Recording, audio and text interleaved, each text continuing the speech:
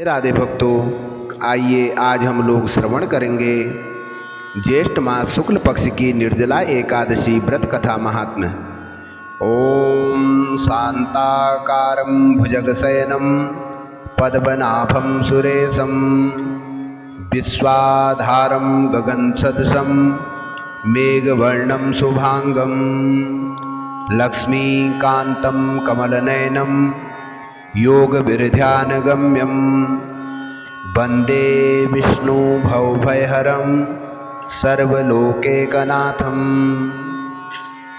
ओम विष्णवे नमः। युधिष्ठिर जी ने कहा, हे जनार्दन, अपरा का सारा महात्म्य मैंने सुन लिया है। अब ज्येष्ठ के शुक्ल पक्ष में जो एकादशी हो उसका वर्णन कीजिए। तो भगवान श्री कृष्ण कहते हैं, हे राजन, इसका वर्णन परम धर्मात्मा सत्यवती नंदन व्यास जी करेंगे, क्योंकि वे संपूर्ण शास्त्रों के तत्वज्ञ और वेद वेदांगों के पारंगत विद्वान हैं। तब वेद व्यास जी कहने लगे, दोनों ही पक्षों की एकादशियों को भोजन न करें और द्वादशी को स्नान आदि से पवित्र हो फूलों से भगवान केशव की पूजन करके नित्य कर्म समाप्त होने के पश्चात पहले ब्राह्मणों को भोजन देकर अंत में स्वयं भोजन करे। राजन, जनाशौच और मरणाशौच में भी एकादशी को भोजन नहीं करना चाहिए। यह सुनकर भीमसेन बोले, परम बुद्धिमान पितामह, मेरी उत्तम बात सुनिए।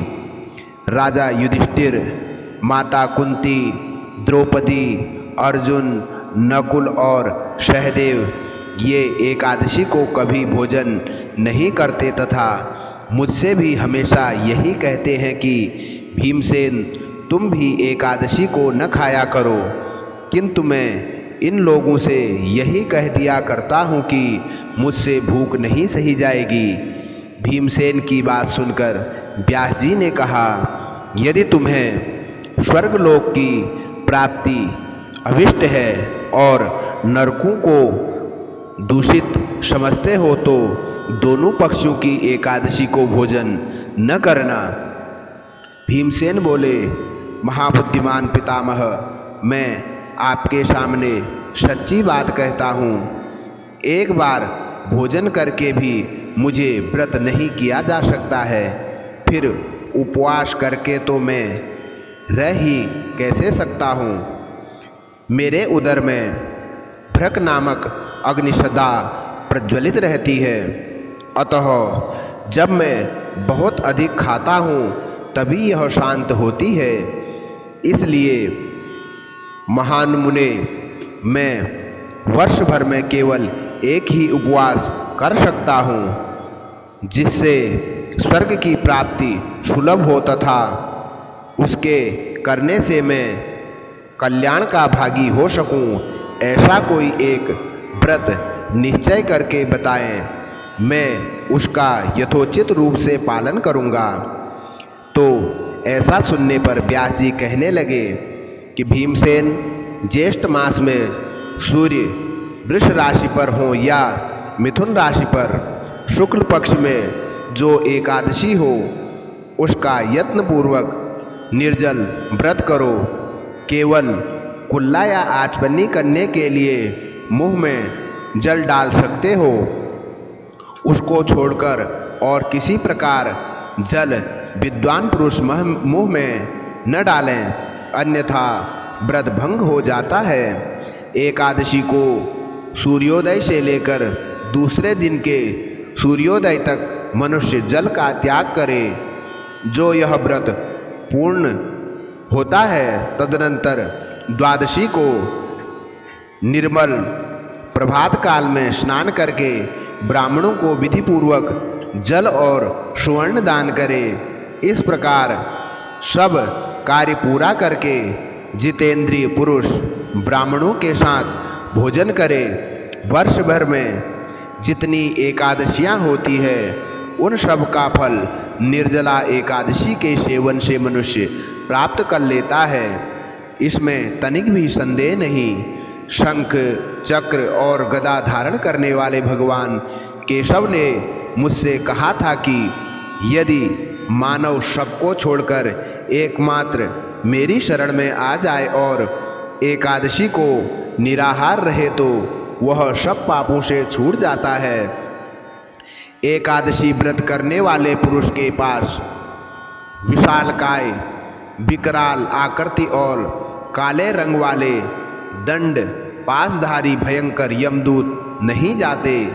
अंतकाल में पीतांबरधारी सौम्य स्वभाव वाले, हाथ में सुदर्शन धारण करने वाले और मन के समान वेग वाली विष्णुदूत आकर उस वैष्णव पुरुष को भगवान विष्णु के धाम में ले जाते हैं। अतः निर्जला एकादशी को पूर्ण यत्न करके उपवास करना चाहिए। तुम भी सब पापों को शांति के लिए यत्न के साथ में उपवास और श्री हरि का पूजन करो। स्त्री हो या पुरुष, यदि उसने मेरु पर्वत के बराबर भी महान पाप किए हों तो वह सब एकादशी के प्रभाव से भस्म हो जाते हैं। जो मनुष्य उस दिन जल के नियम का पालन करता है वह पुण्य का भागी होता है। उसे एक एक प्रहर में कोटि कोटि स्वर्ण मुद्रा दान करने का फल प्राप्त होता है। मनुष्य निर्जला एकादशी के दिन स्नान, दान, जप, होम आदि जो कुछ भी करता है वह सब अक्षय होता है। यह भगवान श्री कृष्ण का कथन है। निर्जला एकादशी को विधि पूर्वक उत्तम रीति से उपवास करके मानव वैष्णव पद को प्राप्त हो जाता है। जो मनुष्य एकादशी के दिन अन्न खाता है वह पाप भोजन करता है।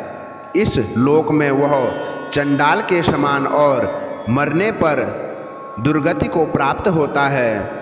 जो ज्येष्ठ के शुक्ल पक्ष में एकादशी को उपवास करके दान देंगे वे परम पद को प्राप्त होंगे। जिन्होंने एकादशी को उपवास किया है वे ब्रह्म हत्यारे, शराबी, चोर तथा गुरुद्रोही होने पर भी सब पातकों से मुक्त हो जाते हैं। कुंती नंदन, निर्जला एकादशी के दिन श्रद्धालु स्त्री पुरुषों के लिए जो विशेष दान है और कर्तव्य विहित हैं उसे सुनो।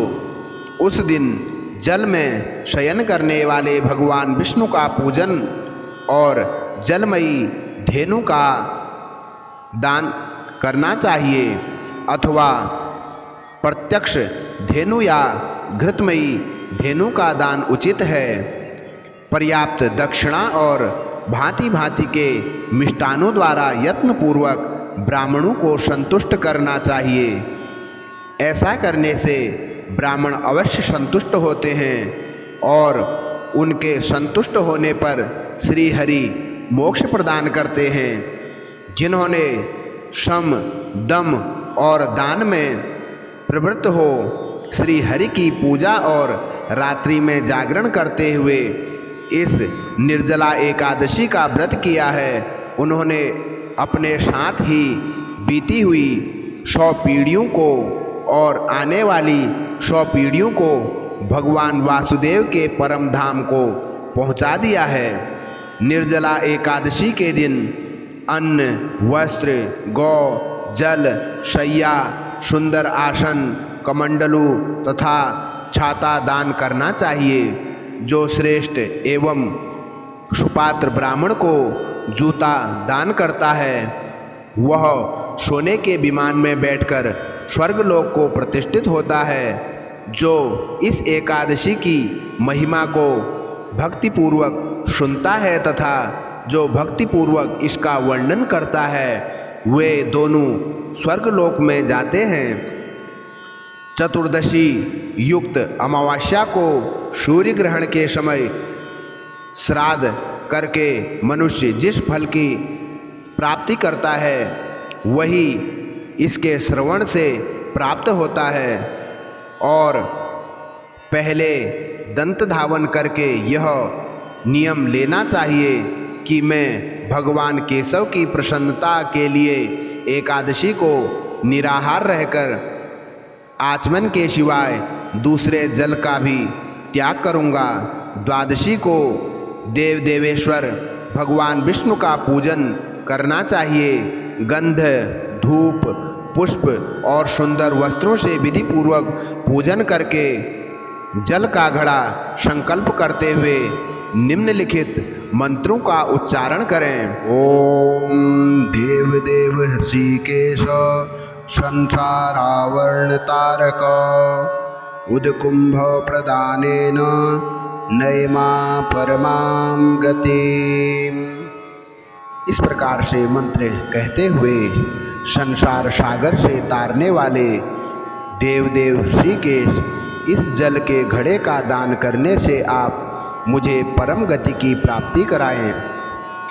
भीमसेन ज्येष्ठ मास में शुक्ल पक्ष की जो शुभ एकादशी होती है उसका निर्जल व्रत करना चाहिए तथा उस दिन श्रेष्ठ ब्राह्मणों को शक्कर के साथ जल के घड़े का दान करना चाहिए।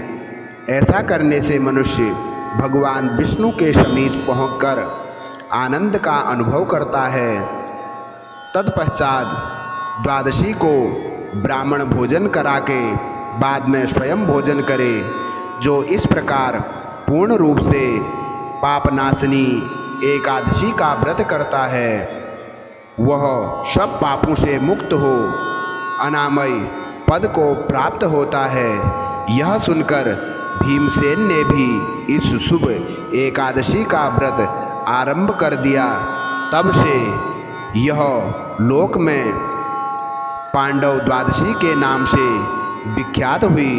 बोलो लक्ष्मी नारायण भगवान की जय।